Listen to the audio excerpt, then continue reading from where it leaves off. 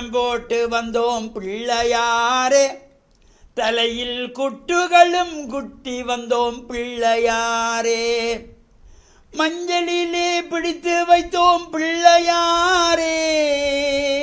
ஐயா, மஞ்சளிலே பிடித்து வைத்தோம் பிள்ளையாரே, வாழ்வில் மங்களத்தை தந்திடுவான் பிள்ளையாரே, வாழ்வில் மங்களத்தை தந்திடுவான் பிள்ளையாரே.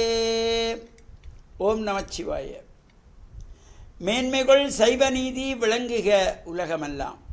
நோயற்ற வாழ்வே குறைவற்ற செல்வம். அந்த நோய் நொடிகள் இல்லாத வாழ்வு இந்த உலக மக்கள் எல்லோரும் வாழ வேண்டும் என்று கலியுகத்தின் காந்தமலை யோதியாகிய சபரிமலை சுவாமி ஐயப்பனுடைய திருவடிகளை சிறந்தாழ்த்தி டான் தமிழொலி ஓம் தொலைக்காட்சி நேயர்கள் அனைவருக்கும் சர்வதேச இந்து மத குருபீடம் அகில இலங்கை சபரிமலை ஸ்ரீ சாஸ்தாபீடத்தின் சார்பில் இனிய வணக்கங்களும் நல்லாசிகளும். இன்றும் மங்களகரமான விஸ்வாவசு வருஷம் ஆவணி மாதம் 25ஆம் நாள் 10/9/2025 புதன்கிழமை. இன்று மலர்ந்திருக்கின்ற இன்றைய பொழுதும் நம் எல்லோருடைய வாழ்விலும் எல்லா விதமான சிறப்புகள் வெற்றிகள் எல்லாம் கிடைக்க வேண்டும் இறைவனை பிரார்த்தித்து இஷ்ட தெய்வங்கள் குலதெய்வங்களை வழிபாடு செய்து பெற்றோர்கள் பெரியோர்கள் குருவானவர்கள் ஆசிரியர்களையும் வணங்கி அவர்களுடைய அன்பையும் ஆசியையும் பெறுகின்ற பொழுது எந்த நாளுமே நமக்கு நல்ல நாளாக அமையக்கூடியது. இன்று புத வாரம் என்கின்ற புதன்கிழமை. எந்த ஒரு சுபகாரியங்களை செய்வதற்கும் ஒரு சிறப்பான வாரத்துக்குள்ளே அதி உன்னதமான சிறப்பை கொண்டது இந்த புத வாரம் என்கின்ற புதன்கிழமை. இன்று விக்னங்கள் தீர்க்கின்ற விநாயகப் பெருமானை வேண்டி மாதங்கள் தோறும் அனுஷ்டிக்கின்றதாகிய சங்கடகர சதுர்த்தி விரதம். சங்கடகர சதுர்த்தி இந்த விநாயகர் ஆலயங்களிலே பொதுவாக இந்த மாதத்திலே வளர்பிறையிலே வருகின்ற சதுர்த்தி, தேய்பிறையிலே வருகின்ற சங்கடகர சதுர்த்தி, இவ்வாறு விநாயகர் ஆலயங்களில் சிறப்பான பூஜைகள் வழிபாடுகள் அபிஷேக ஆராதனைகள் உற்சவங்கள் நடைபெறுகின்ற பொழுதிலும் அவற்றையெல்லாம் நான் சென்று பிரார்த்தனை செய்து விநாயகப் பெருமானை வேண்டி வழிபாடு செய்கின்ற பொழுது எல்லா சிறப்புகளையும் தரக்கூடியவன் விநாயகன். வாக்கு உண்டாம், நல்ல மனம் உண்டாம், மாமலரால் நோக்குண்டாம், மேனி நுடங்காது பூக்கொண்டு துப்பார் திருமேனி தும்பிக்கையான் பாதம் தப்பாமல் சார்வார் தமக்கு. நாள் தவறாமல் யாரெல்லாம் விநாயகரை அருகம்புற்கள் கொண்டு மலர்கள் கொண்டு வழிபாடு செய்கின்றார்களோ அவர்களுக்கு எல்லா சிறப்புகளும் கிடைக்குமா. இப்பொழுது இந்த பிதர்களை வேண்டி விரதமிருந்து சிரார்த்தங்கள் தர்ப்பணங்கள் செய்கின்றதாகிய மகாலய பட்சம். இந்த மகாலய பட்சம் தேய்பிறை பிரதமையிலே ஆரம்பித்து அமாவாசை வரையிலே, இது பொதுவாக 15 திதிகள், பிரதமை, துதியை, திருதியை, சதுர்த்தி, பஞ்சமி, சஷ்டி, சப்தமி, அட்டமி, நவமி, தசமி, ஏகாதசி, துவாதசி, திரையோதசி, சதுர்த்தசி, அமாவாசை என்று வரும். இம்முறை அந்த ஒரு நாளிலே 2 திதிகள் வந்ததினாலே 14 நாளுக்குள் இந்த 15 திதிகளும் வருகின்றது. இந்த முறை 14 நாட்கள் 8ஆம் திகதி ஆரம்பித்த இந்த மகாலயபட்சமானது 21ஆம் திகதி அமாவாசையோடு நிறைவு பெறுகின்றது. இந்த மகாலயபட்ச காலங்களிலே யார் யாரெல்லாம் விரதமிருந்து யாருக்காக வருமானாலும் சிரார்த்தங்கள் தர்ப்பணங்கள் செய்வதற்கு ஒரு சிறந்த காலம். இப்போ நாம் பொதுவாக மாதங்கள் தோறும் பெறுகின்ற அமாவாசையிலே இந்த பிதர்களுக்கான தர்ப்பணங்கள் செய்ய தவறியிருந்தால், அது வருஷ சிரார்த்தங்களை நாம் செய்வதற்கு மறந்திருந்தால், அது தவறியிருந்தால் இந்த மகாலய பட்சத்திலே நிவர்த்தியாகுமா. அதனால தான் இந்த மகாலய பட்சம் கண்டிப்பாக நாம் மாதங்கள் தோறும் அமாவாசையை தர்ப்பணம் செய்ய தவறினவர்கள் இந்த மகாலய பட்சத்திலே கண்டிப்பாக இந்த சிரார்த்தங்களை தர்ப்பணங்களை செய்ய வேண்டும். அவ்வாறு தொடர்ச்சியாக இந்த 14 நாளுக்குள்ளே அடங்குகிற 15 திதிகளிலும் செய்ய முடியாதவர்கள் கூட இந்த மகாபரணி என்று இது நாள் குறிப்பு காலண்டரிலே குறிப்பிடப்பட்டிருக்கு. மகாபரணி அன்று சிறந்த நாள். அதேபோல் கபில சஷ்டி என்று இதெல்லாம் இந்த பஞ்சாங்க கலந்தலை குறிப்பிட்டிருப்பார். அந்த நாள் சிராத்தம் செய்வதற்கு சிறப்பு. மத்திய அஷ்டமி சிராத்தம் செய்வதற்கு சிறப்பு. அவ்வாறு அந்த சிறந்த நாட்களிலாவது இந்த சிரார்த்தங்களை செய்ய வேண்டும்.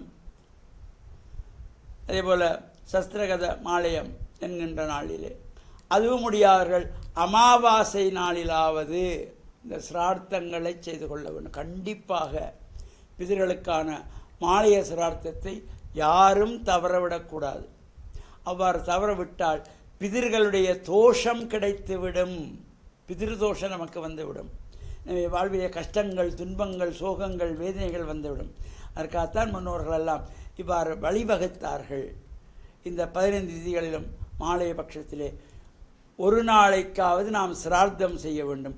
முடிந்தவர்கள் இந்த 15 திதிகளிலும் தர்ப்பணங்களை செய்து அவர்களுடைய புகைப்படங்களை எடுத்து பொட்டு வைத்து மலர் மாலை சாத்தி சாம்பிராணி தூவமிட்டு படைகள் படைத்து தேவார திருமுறைகளை எல்லாம் பாராயணம் செய்வது, சிவபுராணத்தை பாராயணம் செய்வது, அவர்களுக்கு விருப்பமான பதார்த்தங்களை வைப்பது.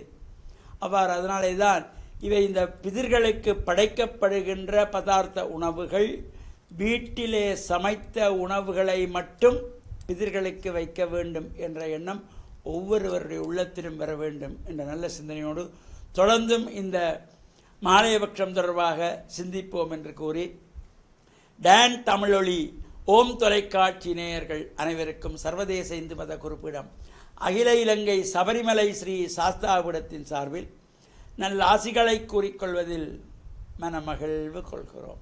சர்வே ஜனாக சுக்கினோ பவந்து சமஸ்த சன் மங்களானி சந்து சுபம்.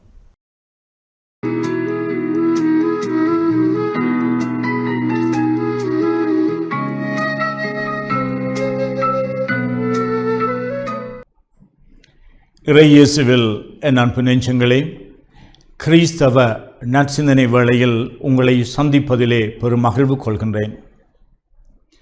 நாம் பிறந்து வளர்ந்து வாழ்கின்ற ஊர்கள் அல்லது ஒரு ஊரில் பிறந்து இன்னும் ஒரு ஊரிலே வாழ்கின்றோம், ஒரு நாட்டிலே பிறந்து இன்னும் ஒரு நாட்டிலே வாழ்கின்றோம்.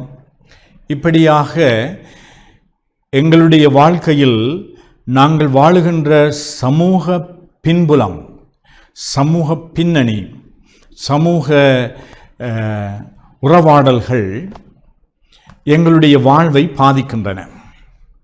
அந்த சமூகத்திலே இருக்கின்ற நம்பிக்கைகள், அந்த சமூகத்திலே இருக்கின்ற பாரம்பரியங்கள், அந்த சமூகத்தினுடைய இயற்கையினுடைய அல்லது அவர்களுடைய உழைப்பினுடைய அவள் செய்கின்ற தொழில், இவ்வகையான அந்த சமூக பின்னணிகள் எங்களுடைய வாழ்வில் வளர்ச்சியிலே தாக்கங்களை ஏற்படுத்துகின்றன. இவை சில வேளைகளிலே நல்ல அனுபவங்கள், இனிமையான அனுபவங்களாக இருக்கலாம் அல்லது கசப்பான அனுபவங்களாக இருக்கலாம். இயேசு வாழ்ந்த சூழலிலே யூதர்கள், சமாரித்தர்கள் என்ற 2 இன மக்கள், சாதி மக்கள் வாழ்ந்தார்கள். இயேசு யூத இனத்தை சார்ந்தவராக இருந்தார். அதனாலே இந்த சமாரித்தர்கள் இந்த யூதர்களை இவர்களாலே அவர்கள் வெறுக்கப்பட்டதினாலே, அடக்குமுறையினாலே அவர்கள் நடத்தப்பட்டமையினாலே இந்த யூதர்களை சமாரித்தர்கள் ஏற்றுக்கொள்வதில்லை. யூதர்களும் சமாரித்தர்களை குறைவாக பார்ப்பார்கள். அவர்கள் வேறு தெய்வங்களை, பல தெய்வங்களை வழிபட்டு ஒழுக்கத்திலே குறைந்தவர்களாக கருதினார்கள். அப்பொழுது இந்த இயேசுவினுடைய பணி வெறுமனே யூத எல்லைகளுக்குள்ளே முடங்கிவிடாமல் அவர் சமாரித்தர்களுடைய ஊர்களையும் அவர்கள் சந்தித்தார். சமாரித்தர்கள் பலர் இந்த இயேசுவினாலே கவரப்பட்டு இந்த இயேசு மீது அவர்கள் நம்பிக்கை வைத்தார்கள். உண்மை தெய்வத்திடம் திரும்பி வந்தார்கள்.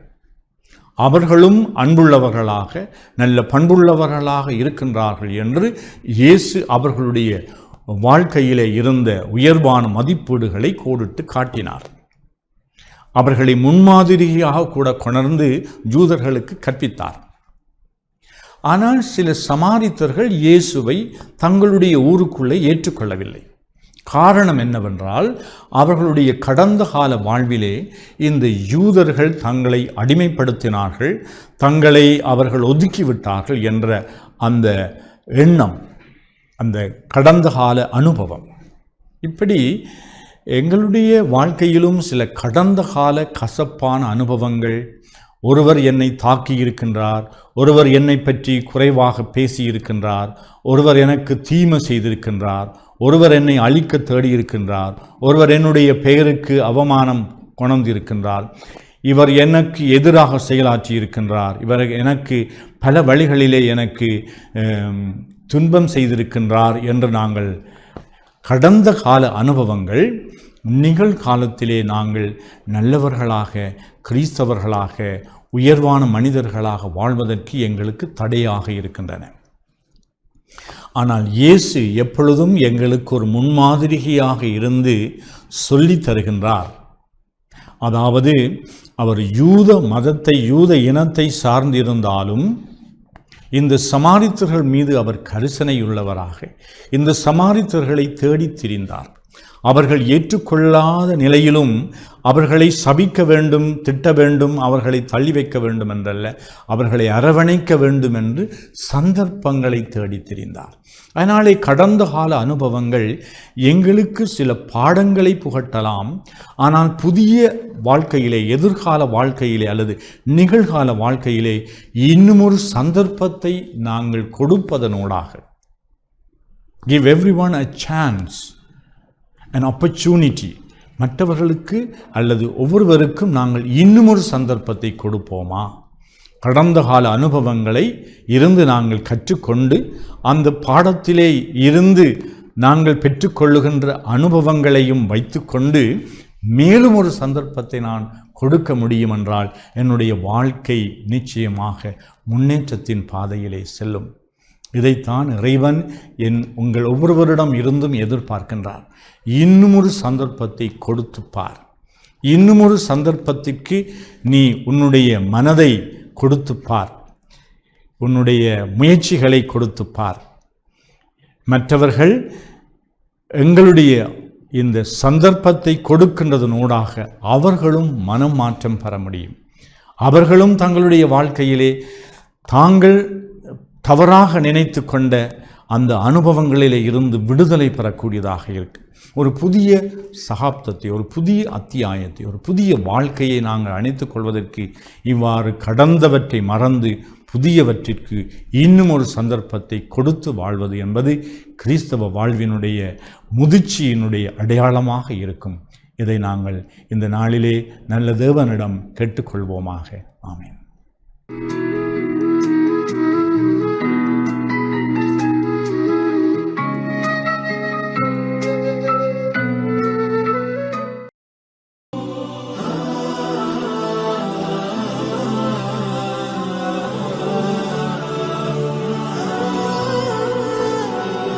அல்ஹம்துலில்லாஹி ரப்பில் ஆலமீன் வஸ்ஸலாத்து வஸ்ஸலாமு அலா முஹம்மதின் ஸல்லல்லாஹு அலைஹி வஸல்லம் வ அலா ஆலிஹி வஸஹ்பிஹி அஜ்மாயின். அன்புள்ள நேயர்களே, சகோதரர்களே, இன்றைய காலை பொழுதிலே உங்களை சந்திப்பதில் மகிழ்ச்சி அடைகிறேன். நமது நாள் உதயமாகின்ற போது நல்ல மனதுடையவர்களாக, நல்ல பண்பாடுள்ளவர்களாக நாம் நமது நாளை தொடங்கி வைக்க வேண்டும். இன்றைய நாளில் நான் உங்களுக்கு சொல்ல வருகின்ற ஒரு நற்செய்தி என்னவென்று சொன்னால், நாம் எப்பொழுதும் உண்மை பேசுகின்றவர்களாக இருக்க வேண்டும். உண்மையாளர்கள் எப்பொழுதும் சமுதாயத்திலே மேம்பட்டவர்களாக, கண்ணியமடைந்தவர்களாக இருப்பார்கள் என்பதில் நமக்கு எந்த சந்தேகமும் இல்லை.